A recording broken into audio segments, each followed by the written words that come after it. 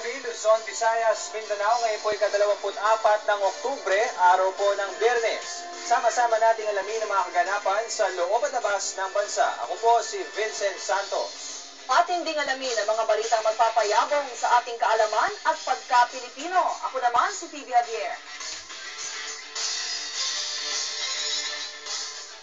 Sa ulo ng mga balita, Pangulong Benigno Aquino III tiniyak na tinutugunan ng pamahalaan ang isyong kinakaharap ng mga negosyante sa bansa. Department of Foreign Affairs kinumpirma ang isinagawang review ng DFA. Nasawing transgender na si Jeffrey Laude, inilibing na. Prangkisa para sa mga sasakyang bahagi ng Uber system, hindi umano kailangan ayon sa Metropolitan Manila Development Authority o MMDA. Police visibility sa Divisoria, mas pinaigting 1 linggo bago sumapit ang undas.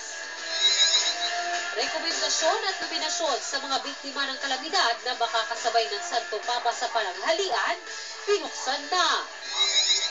At PBA D-League magsisimula na sa Lunes.